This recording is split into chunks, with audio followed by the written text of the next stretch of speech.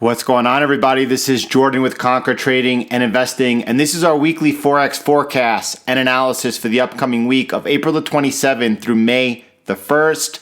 Let's start this off by looking at the calendar before us because we got a lot of central bank activity starting off on Monday. We have monetary policy statement out of the Bank of Japan, followed by the FOMC statement on Wednesday, and then a press conference. The question is, do they come and take interest rates negative? We'll have to watch, followed by the ECB out on Thursday, followed by a press conference, unemployment claims on Thursday, and finally ISM manufacturing PMIs. It's a big week. Central banks, lots of important data, but let's go where we make our living. Let's take a look at the charts. Let's see what's developing and where we see for opportunity.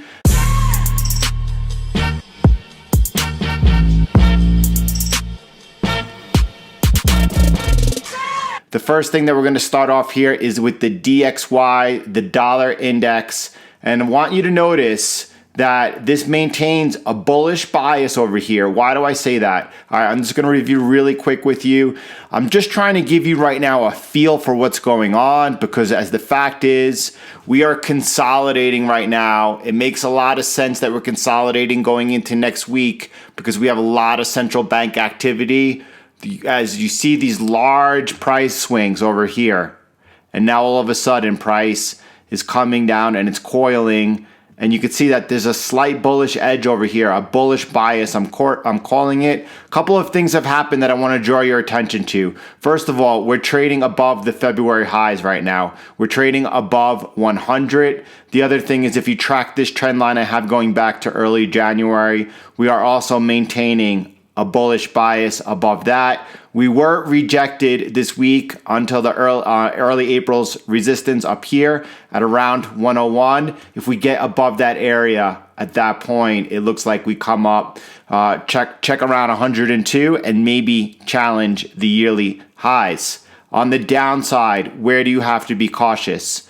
If you see over here this double touch, right, of support, if you break below that, at that point, make sure that you're out of any dollar long positions. This looks like it's flipping. You have this near-term support over here. Also, be aware of that. If we break below this, there's a good chance we're coming to test and possibly take out, if we take out this support over at 98.30, at that point we could say that we're starting to get some bearish dollar momentum. That's not happening right now. Right now we do have a bullish bias. You could see that we're breaking out of this.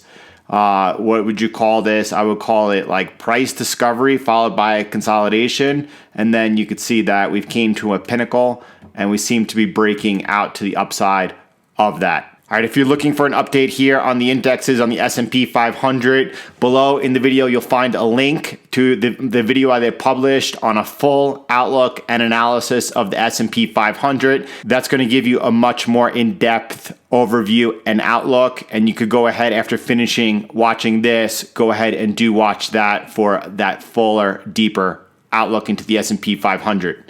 All right, let's take a look at spot gold here right now, closing at 727 for the week, challenging the highs over here. We have about 1740 above there. At that point, it looks like we have the possibility of breaking out to new highs. I will be interested in taking longs if we are able to break above, come back and make sure we test that broken resistance as support and then the resumption upwards. I am interested because gold has every reason to have this bullish price action it's been showing with the expansion of the monetary base. Now, I am cautious up here. I was looking at and taking profits right around this area because I could re-enter the position if we do break out above. The reason I am taking profits over here, looking at taking profits, is because once we broke this trend line over here, right? This was the first entry. And then you came into resistance, tested this as support. This was on the resumption, a second entry, broke through the resistance, right? And then once you broke the trend line over here, that was your first indication that you need to get out of the trade and take some profits. We were watching as things developed, as we came back. I remember this day on the live stream. If you're not a part of the live stream Monday through Friday at 9 o'clock a.m. We do live stream a half hour before the U.S. equities open for about 2 hours. It's a fantastic session. You could go ahead and hit the bell icon when you subscribe to the channel to get alerted of those, where you could join the Telegram channel, link in the description below, and then you'll be alerted when we go live for the live streams. We noticed that we broke below this support, but then mid-session during New York traded back above it. So it was a false break. And then on the resumption upwards, that was the opportunity to go ahead and take another long position. However, this is where it looks like it's the time to take profits, get neutral over here. I'm not looking to sell gold. Why? It's in such an uptrend. In an uptrend, just look off to buy off of strong support. In a downtrend, sell off a strong resistance. But now is not the time to be looking to fade this. It's just waiting neutral on the sidelines. Let's see if we come back down lower. Let's see if we get the opportunity to test the 1641 support, or even lower down at 1578, or break above, and that offers opportunity to the upside. All right, let's take a look at WTI Crude Oil. Listen, I'm only going to briefly go over what's happening. If you've been following the channel, now for 5, 6, 7 months, you know that we've walked through this whole downward bearish movement on crude, talked about the break well before it happened of $20. I expected the next, I expected 1450 actually to hold. But I was talking about $14.50, right, when prices was up $20, $30 higher. And then ultimately at $8. I never expected oil to go negative. It went negative, opened back up at 20, and then traded back down, and is now kind of, you see, hitting some area of resistance. I would stay away from gold. I expect further pressure on gold throughout all of May, the June contract. And perhaps further, there's just an enormous oversupply of oil. There's no place to store it right now, and there's a lack of global demand. So I expect further pressure on oil. Nevertheless, after last week's price action, and I never expected it to go negative, you could see that right now it's back towards figuring out what to do next. Give it some time to consolidate. Give it some time to figure out. Listen, traders are attracted to volatility because they believe that they can make more money trading in volatility. That's actually not the case. As a trader, you want to go where there's clarity, right? You want to go where there's more edges and higher probability trades on your side, not where there's just abnormal price actioning occurring. So we're going to avoid oil right now, and we'll get back to it when it's time. All right, let's take a look at the euro US dollar right now. On Friday, it looked like we were breaking below this support over here, this important support where we are watching and waiting for a possible breakdown to test the yearly low. This is at 1.0776, and you could see that it was a false break. We did not break. We closed well above the support line, so this is actually showing that it held. We did not take out Thursday's high. Now, do keep in mind that you have the ECB and the FOMC meeting this week. I pause here for a second because right now, as we're trading down towards this critical area, you want to stay vigilant. Because if we do break down over here, and later we're also going to look at the Euro-Japanese yen, because that's also at a pivotal point and a place that wants to draw your attention.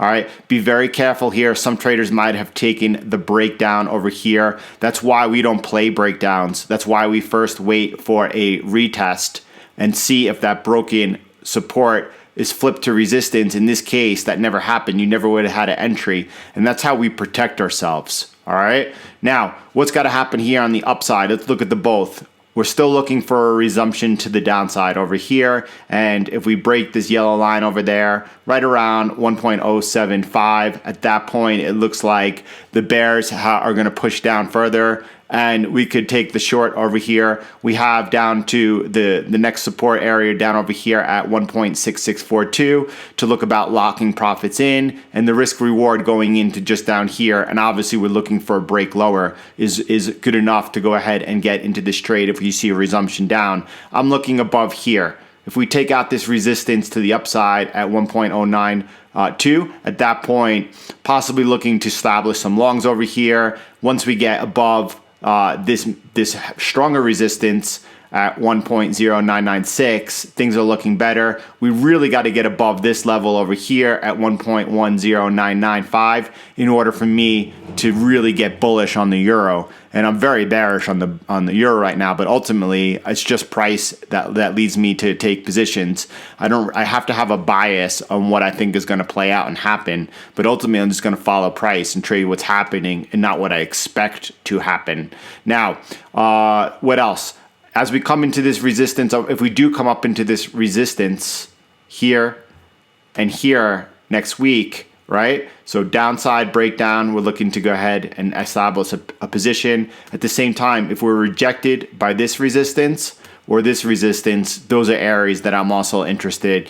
I give you a look at the DXY. That's going to also kind of give you some type of indication on what's happening with the dollar. And by following the two, you should be able to get into this move. I do think it's going to be a big move. I personally don't want to miss out on it. I am tracking it. If we do break down to yearly lows at that point, right, all of a sudden, the support down at 1.054 is in play, and then even below that.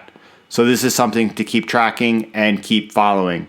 All right, let's keep going and taking a look at the US dollar, Japanese yen. This pair also very important. Look, the first thing I'm going to do is drop down to the weekly time frame for you to give you a deeper perspective. You could see this trend line going back all the way to May of 2005. That's 5 years now. 5 years, right? You could see over here also coinciding with a possible break of that trend line will be that 10971 level. I want you to focus in on that level, and then I want you to focus in over here at 10696, this support down over here. All right, so you got the support down here, and then you got this 10971 level over here. Right, all this right now, and come down with me to the daily time frame right now. All of this right now is just noise. All right, so careful getting caught up in that. Wait for a break over here to the upside. If we do break above the high over here at 112.19, at that point we could see some significant upside. That's a point where I want to get involved in this trade. I want to get involved in the break of 10971. And if I'm able to go ahead and push this trade and we get past this resistance, at that point this becomes a position trade with significant upside. At the same time, that's not necessarily my base case, right? At the same time, let me come back down to the daily time frame from you. If we do take out this support over here at 106.96, at that point that does open up again, coming back down and another test towards the 102 level, and that's something that I want to not a clean, right? You do have some support along the way to watch out for, but that does open up the next major support down pretty far below where we tested the crisis lows. So right now, while you're in this neutral area, watch out. The only place that you could consider possibly, you could see last week the high was over here, this resistance over here at 108.36. Get above that, and there's a possible play back into this strong resistance over at 109.71. You might be interested in taking that. Get above 109.71. That really opens up the opportunity for a test up here at towards 112. And again, watch the breakdown below. Right now, you could see across the board, though, we are neutral. We are consolidating last week. We're getting ready for the central bank action this week. Do not get caught in the market chop. If you need to either do one of two things, either come up to a higher time frame to stop yourself from getting chopped around, or wait till later in the week. When we have some resolution, a breakdown or breakout of these big levels, or we find out what's going on with the central banks giving us some type of edge to trade off of. But make sure that you realize that the market last week traded flat and neutral in a small range, which is leading up to a big range. And instead of getting chopped around inside the small one, wait for the clear break.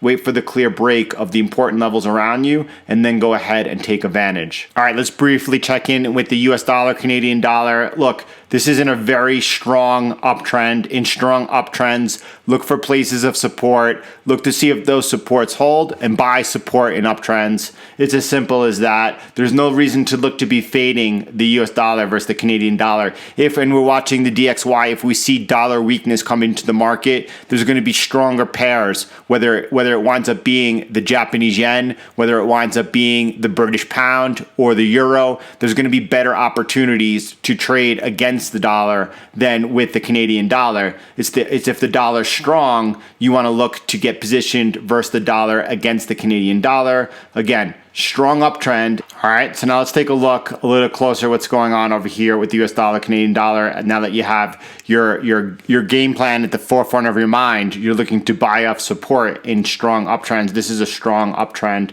You can see over here, this is looking at the daily, that on Thursday we came back down and we tested this closest area of support. Let me go ahead and draw that in for you.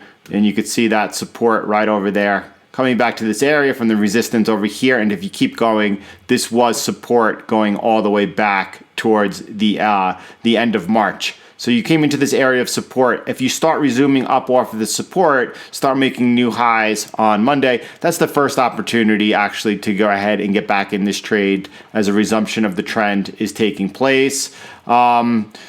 As far as where you would look to manage this trade, I have up here somewhere around, I think the resistance first, around 1.4338 is when I would look to go ahead and either look to see how price reacts and or lock in some profit. Perhaps we are able to get above this level and then go on and challenge in the highs. That definitely is dependent on what happens with the DXY, with the dollar index, and or the FOMC this week. That's going to be the driver of the US dollar. All right, let's take a look at the pound US dollar. Again, this also remains in a strong downtrend.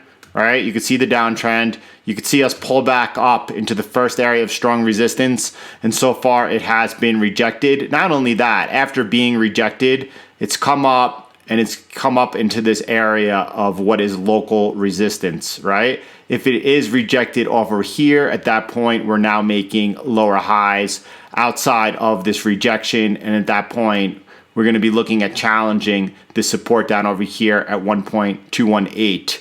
All right, so you have to have a negative bias over here. Again, the dollar seems to be, definitely has a bullish bias and seems to be breaking out. Now, we don't know what's going to happen and what the FOMC is going to throw at us, right? I would have to imagine negative interest rates are on the table. I have to imagine that would initially be very bearish on the dollar. So we got to that's why the market is consolidating. That's why the market is kind of not sure what to do, because there's a big event on the horizon that we need to get out of the way before we figure out what's going on. Get back above this area over here. Get back above, I'll call it the resistance I have at 1.25. At that point, you're looking for that to flip, see if it's tested as support, and if it resumes up, then we have a potentially nice trade to the upside. So this is interesting as all pairs are kind of narrowing down in their range, consolidating, because it is opening up a big move. You go from consolidation to expansion. The moves could obviously be to the upside and downside. And as a trader, that is fantastic because that's what we're looking for. We're looking to be able to look at the charts objectively without being tied to any one particular direction, and looking to be able to go ahead and just see what is happening and then react accordingly. All right, let's look at the Australian dollar, US dollar. And again, similar situation. We're in that strong downtrend. I know you all obviously could see it. Whether or not this was the bottom remains to be seen. But what we do know is that we're coming back up and we're trading into strong resistance. We sell resistance in downtrends. Here was the opportunity. Prices now come back up and it's taking a look at testing this resistance again. As you could see, as we're going over this analysis, you could see that what is becoming very clear is that the US dollar is at a critical juncture, and next week is probably going to lead to finding out what the next direction on the dollar is. It's going to be a big week. Until the resistance breaks, again, we're looking for this to hold. We're looking to sell strong resistance, looking for this to roll over. Now, a couple of different things. Get back above, the same thing on the pound US dollar, get back above this resistance over here at 0.6446. flip it into support and resume up, and that's a long that we're interested in taking. So next week, across the board, you could see that a big wave is coming into the markets. There's setups in a lot of different areas, and the setups are both long and short. That's very rare. That's very rare for our type of trading and analysis to see. That's what's happening. Also, notice this continues to be what looks like a bearish either rising channel or a bearish rising wedge. So as we come into the resistance, we're definitely look to see what happens down below there. What happens if this was the bottom? If this was the bottom and we're now in an uptrend, you're right? And if people are looking to buy off support, okay, you could do that. But listen, let it prove itself. Get back above this resistance, and then from then on, look to buy off support. As a trend trader, you're not looking to catch the bottom of the trend or the top of the trend. You're looking to take the mid part, the easy part, all right? So wait for price to prove itself, find out the direction we're heading, and then go ahead and settle in, and we'll begin taking these pips out of the market.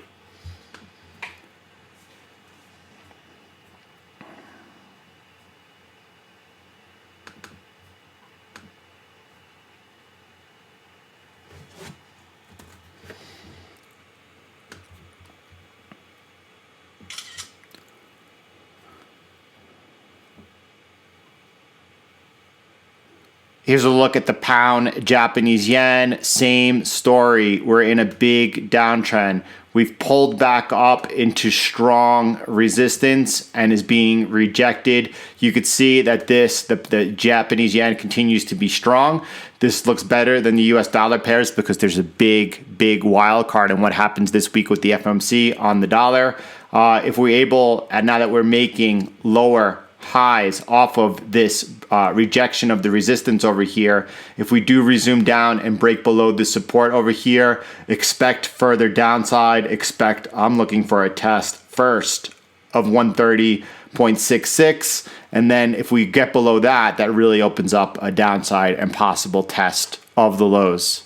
All right, here's a look at the euro Japanese yen. This is at really important point. This is something that we want to be looking at right now. We saw on the euro US dollar on Friday, we had what looked like a possible breakdown of support, but we closed above that support. On the Japanese yen, though, euro Japanese yen, that's not exactly happening. You could see that we're come back into that support.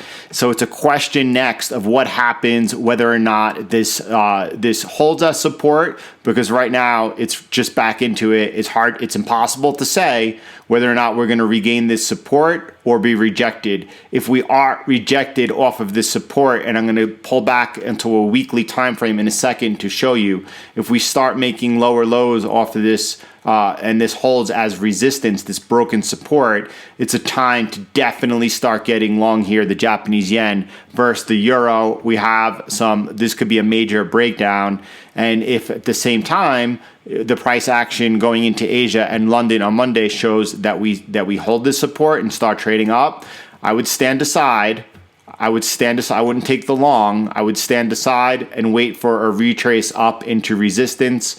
118.70 looks like the next important area of resistance, and look to go ahead and sell as we're in a downtrend into any strong resistance that we do trade back up to. Now, what else is there? There's also some strong resistance down here, 117.48. All of these areas on the way up, we'll be looking and watching and looking to see if we could sell off of these resistances and possibly take another look down over here at the support and see if we break through. Now I want to pull back onto a weekly time frame just to give you a better perspective of what exactly you're looking at. And you could see this is the support that's in question, whether this support over here was taken out. And if that support is flipped to resistance on Monday, right, we're looking next down at challenging over here at I think that's 116, and that's 115.05,